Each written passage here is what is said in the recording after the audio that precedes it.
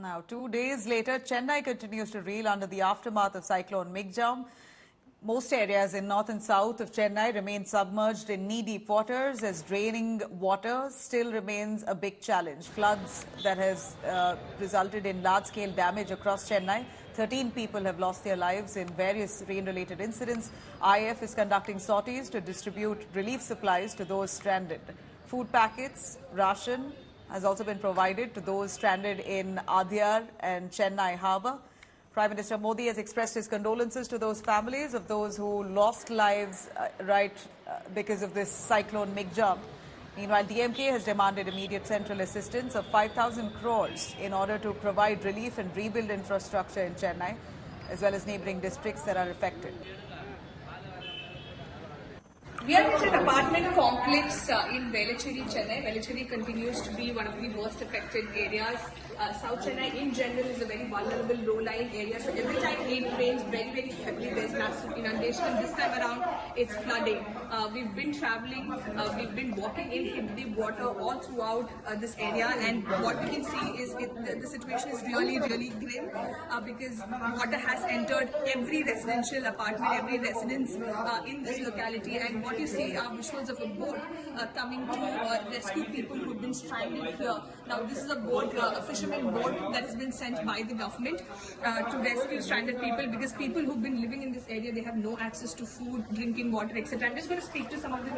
So, can you tell us what has been the situation at your house? How has the last 72 hours been for you? There's no power, there's no drinking water, no running water. We have a half drinking water as of now.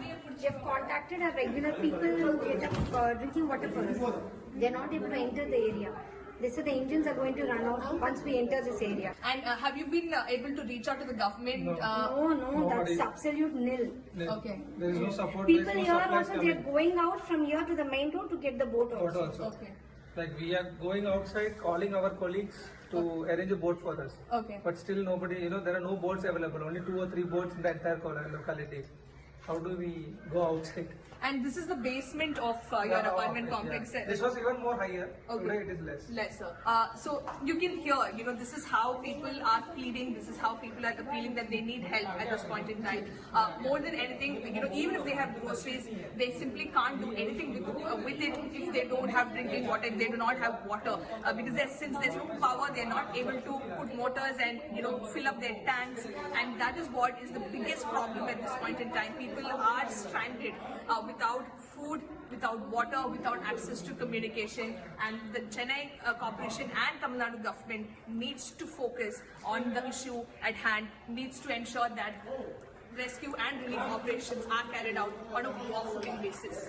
With video journalist Daniel, this is Shilpa Nayak in Chennai for India Today. We are reporting from VGP Selvanagar in Velachery. Currently, India are carrying out rescue operations, and you can see visuals of how an elderly citizen is being rescued at this point in time. This is what people of Velachery are going through. This is what people of South Chennai are going through at the moment. Many of them stranded without food, water, electricity and other basic necessities. And NDRF teams, the government teams, the local disaster management teams, all of them are on ground. Boats, of course, have been deployed in and around the area to rescue people in distress. And so tell us what has been the situation in your house. Tell us how the last 72 hours, how has it been for you? I know it's pretty difficult, but So it was really bad until yesterday, until day before yesterday night. It was like the height was around 3 to 4 feet, and then suddenly overnight, within a couple of 2 to 3 hours, it suddenly increased actually. And then our cars are like half within the water right now, and we don't have any food, any water, nothing at all, no drinking water at all. And we've been waiting for help since yesterday. Good that someone came today.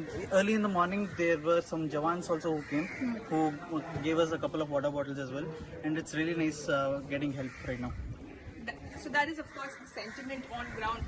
There are many, of course, who are complaining that they're not getting the relief items that they require, basically food packets and water bottles.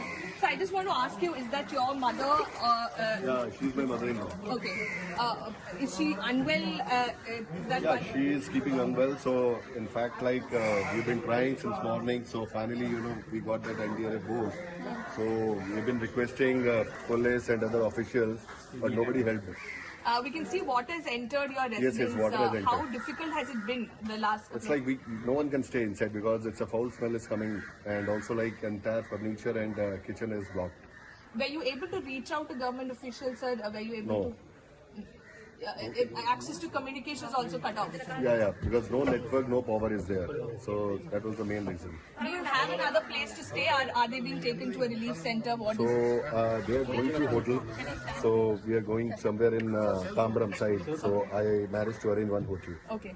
So they are going there, and he's my neighbor. Okay. So they are going to somewhere else to their relative house. Joining us is Chennai Police Commissioner Sandeep Rai Rathod. Sir, many thanks for speaking to us. We can see how your entire team, the top brass of the Chennai Police is here. You're trying to provide relief to those who are, who are in need of help. Tell us the situation so far. How many teams have you deployed on ground to provide relief? Yeah, we have been telling for last 3 to 4 days, Chennai City Police, more than 18,000 of our police personnel are on duty. So apart from this waterlogged area where we have to send boats and those who are trained in flood relief, they are being deployed so that they can go for a proper rescue. So all the boats which you can see from coming from our SDRF, NDRF, and we had created 12 teams before. So DDRF, they are all in operation in these parts. So waterlogged area, flooding area has a different kind of relief mechanism. But those areas which are not flooded are getting back to normal, including traffic, and where the trees had fallen down on the roads, we are restoring normalcy of life. Okay. So there are various kind of operations which are being held throughout the city. So right now, presently, what you say is the rescue and relief to the people who are marooned and who are stranded. Here also we are giving food, medicine, water, and those who want to get evacuated, we are helping them evacuate.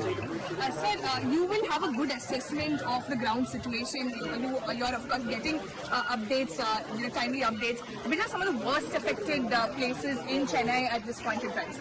See, Chennai, Greater Chennai, and along with two other commissionerate, Tambram and Avadi, certain areas which are in the southern periphery are low-lying are more affected, where the water has stagnated.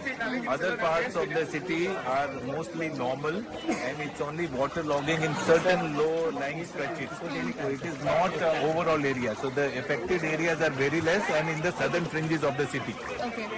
And sir,